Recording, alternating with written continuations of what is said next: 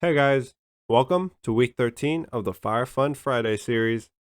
We had another rough week in the markets, but Congress did work out a debt ceiling extension, and that calmed things down a bit. We even saw some green return to the markets. I sold some stock, and I made a big purchase as well. So if you're ready, let's run through everything that happened this week. On this channel, I talk about all things finance, wealth building, and how you can achieve the life of your dreams through financial independence. If you want to join me on this journey to financial independence, go ahead and hit that subscribe button. Alright guys, if you saw last week's F.I.R.E Fund Friday video, I walked you guys through the debt ceiling issue that the US was facing. The issue was basically that the United States would run out of money to pay its bills on October 18th if the debt ceiling, which is like the country's credit card limit, didn't get raised. Well, this week, Congress reached an agreement to extend that limit through December. And to the market, that was a big sigh of relief that the crisis has been averted for now. I honestly thought they were going to argue until the last minute, so this agreement came sooner than expected. And we saw stocks bounce back midweek at the good news. September was super rough, and I'm really hoping October will be a better month for the markets. Before I move on to this week's purchases and sales, it completely slipped my mind that last Friday was the end of month. So let me give you guys the September 2021 recap. Last month, we invested a total of $4,731.48 into this portfolio, increasing our annual dividend income by $389.30. How crazy is that? In just 1 month, we gave ourselves an almost $400 annual pay bump. Last month also pushed us over the $2,000 annual dividend income mark, which brought us 3% closer to our annual goal of $12,000. Let's look at the monthly portfolio and dividend payouts as well. The portfolio jumped significantly, but that's because of the cash I put in for my options trading.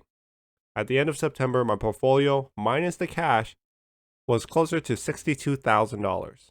September was really rough for growth, but our dividend income did grow as well. We got paid $150 this month compared to last month's $120. That's an increase of over 20%. We should be able to see a nice growth in these dividends month over month.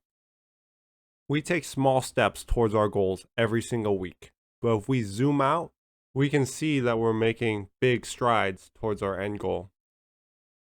Alright, let's take a look at the trades I made this week. I've been cutting down the portfolio for the last few weeks and rebalancing. I will usually only sell stock either to rebalance the portfolio or secure some profit.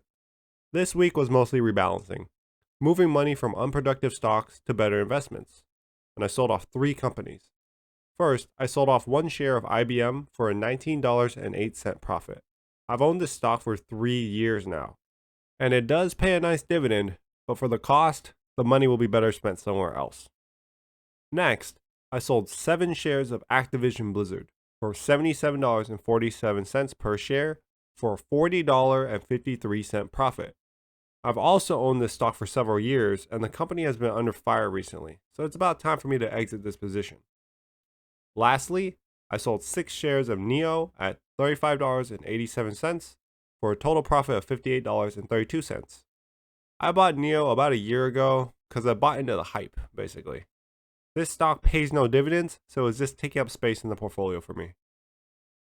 I walked away this week with $117.93 of profit from these sales. Now, let's check out the purchases I made this week.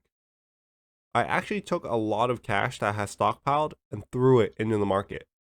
I got impatient and pulled the trigger on 57 shares of Apple for about $8,000 when it dropped to $138 per share.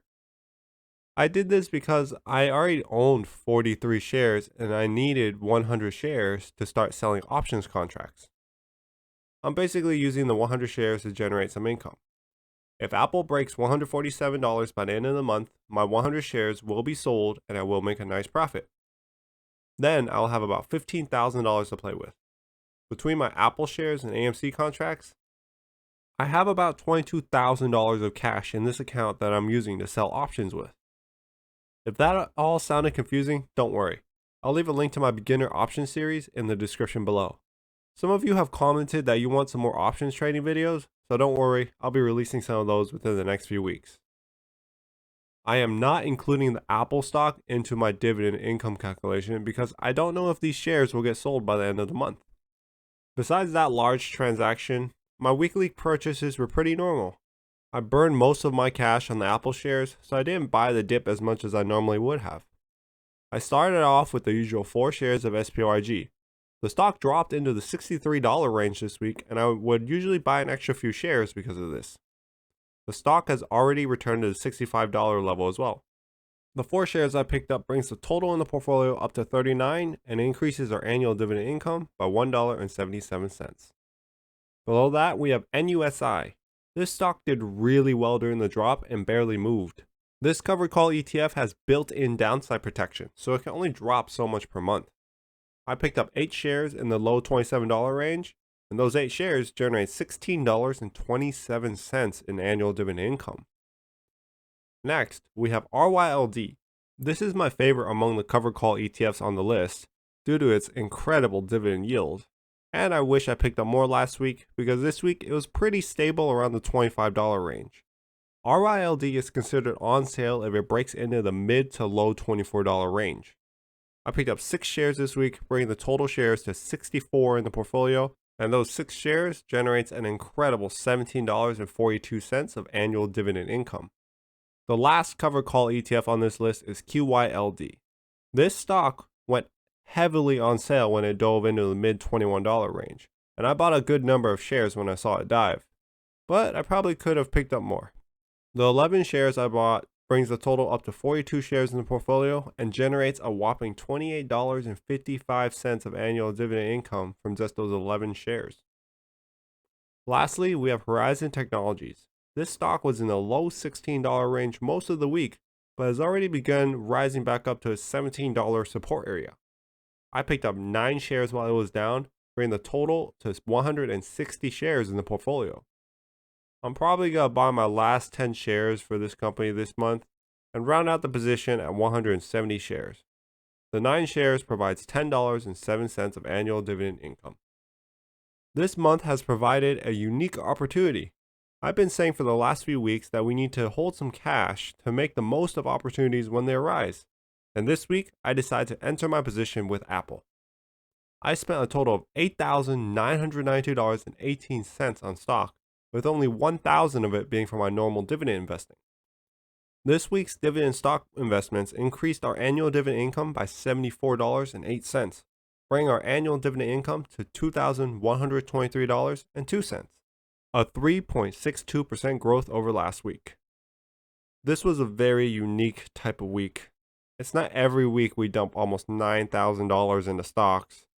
If you guys have any questions or need me to clarify anything in this video, or to clarify why I did what I did, please let me know in the comments below. I check every single comment and I try to reply to everyone. I also want to show you guys more of the options trading side of this portfolio, so I will be making a video on that within the next few weeks. And if you want to be part of the journey, make sure to hit that like and subscribe button. And as always, thanks for taking the time to join me here. I'll see you guys on the next one.